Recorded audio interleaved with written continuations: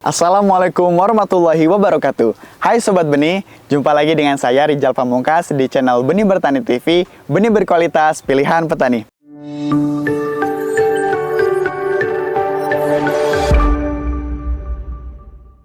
Pada kesempatan kali ini saya sedang berada saya sedang dikelilingi oleh salah satu tanaman sulur yang mungkin terkenal dengan rasa pahit gitu ya. Nah, ini saya sedang berada di sekitar tanaman paria atau tanaman pare.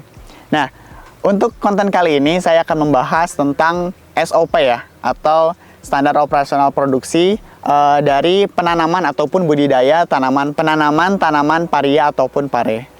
Nah, untuk yang pare yang saya pegang ya, ini adalah pare dengan varietas Azora 38. Nah, kira-kira seperti apa ya proses penanamannya? Oke, langsung saja ke pembahasan. Untuk step pertama gitu ya, ataupun langkah pertama dalam penanaman ataupun budidaya tanaman pare ataupun paria, itu diawali dengan penentuan kondisi lahan. Jadi lokasi dari penanaman tanaman pare ini sangat bergantung gitu ya dari spesifikasi benih yang dimiliki. Karena ada beberapa benih yang memang diperuntukkan ataupun hanya bisa ditanam di dataran rendah, menengah, ataupun tinggi. Jadi itu berbeda ya teman-teman ataupun sobat benih semua. Perlu diperhatikan ketika ingin menanam tanaman pare, itu perlu dilihat dulu ya, dicek dulu apakah tanaman tersebut cocoknya di dataran rendah, menengah, ataupun tinggi. Nah, untuk selanjutnya yaitu adalah sanitasi lahan ya. Salah satu hal yang memang menjadi langkah penting ya ketika sobat benih semua ingin menanam tanaman pare ataupun paria, yaitu adalah sanitasi lahan. Sanitasi lahan atau pembersihan lahan itu sangat penting gitu ya, karena memang ketika lahan tersebut ya dikelilingi oleh tanaman ataupun gulma ya yang tumbuh, itu maka akan terjadi persaingan nutrisi. Itu akan mengurangi nutrisi yang diserap oleh tanaman pare tersebut.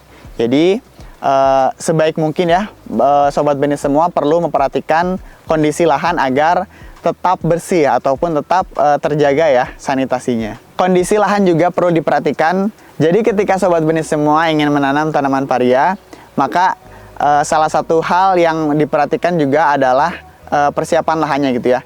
Entah itu dari medianya, campuran medianya itu perlu diperhatikan. Seperti misalnya tidak hanya tanah saja, tetapi media dari tanaman paria itu juga perlu ditambah dengan pupuk kandang ataupun pupuk dasar ya. Itu karena bisa menunjang dari segi nutrisinya. Selain itu, penggunaan mulsa itu juga bisa membantu mempermudah para petani, termasuknya dalam penggunaan mulsa tersebut juga bisa mempermudah petani gitu ya untuk bisa mengusahakan ataupun mengondisikan lahan pare agar tidak dipenuhi oleh gulma ya. Selain itu, kondisi media tanam juga akan lebih terjaga. Dari nutrisinya itu masih tetap ada gitu ya, walaupun memang penggunaannya akan berkali-kali.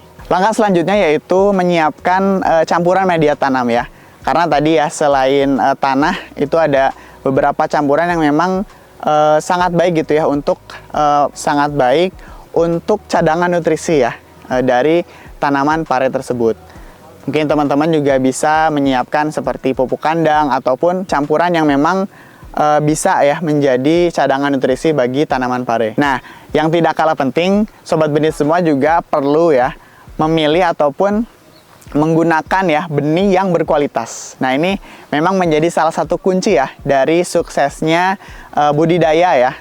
Dari semua komoditas tanaman, itu salah satu yang menjadi kunci ya suksesnya budidaya tanaman itu yaitu dari benihnya. Maka sobat benih semua juga perlu menganalisis ya, kira-kira benih seperti apa yang memang cocok ya ketika sobat benih ingin menanam pare ataupun paria. Mungkin ada beberapa ya rekomendasi benih yang bisa sobat benih semua tanam gitu ya, untuk alternatif ataupun pilihan sobat benih semua untuk menanam pare ataupun paria.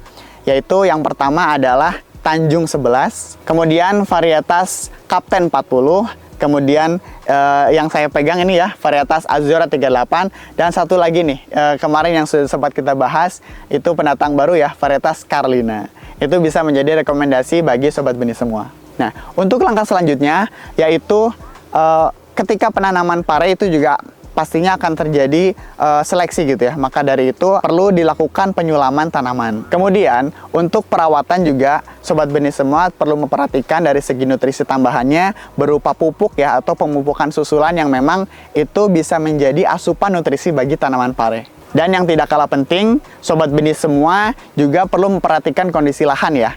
Karena tanaman pare ini memang perlu ya memiliki kondisi lahan yang sesuai, yaitu tidak terlalu kering dan juga tidak terlalu basah.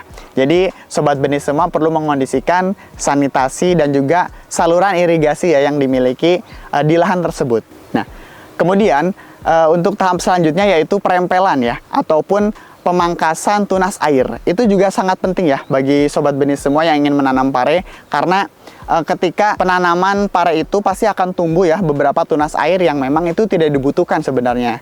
Jadi ketika dipotong nantinya akan fungsi dari pemangkasan ya tunas air tersebut itu fungsinya adalah dapat memaksimalkan asupan nutrisi dari tanaman pare ataupun paria supaya terfokus ke buahnya saja. Dan yang terakhir, sebelum ke fase penanaman, sobat benih semua juga perlu memperhatikan serangan hama ataupun penyakit yang terjadi. Itu menjadi salah satu perlindungan ya, perlindungan baik secara preventif ataupun ketika nanti sudah terjadi gitu ya. Nah, barulah sobat benih semua bisa merasakan nikmatnya ya panen dari tanaman ataupun sayuran pare ataupun paria. Oke, baik, itulah beberapa SOP ya yang bisa sobat benih semua terapkan terutama dalam penanaman tanaman paria. Terima kasih kepada sobat benih semua yang sudah menyimak konten ini dari awal sampai akhir. Mohon maaf apabila terdapat banyak kekurangan ataupun kesalahan. Jangan lupa like, komen, dan juga subscribe untuk konten-konten menarik lainnya di channel Benih Bertani TV. Benih Bertani TV, benih berkualitas, pilihan petani. Saya Rizal Pamungkas, pamit undur diri. Wassalamualaikum warahmatullahi wabarakatuh.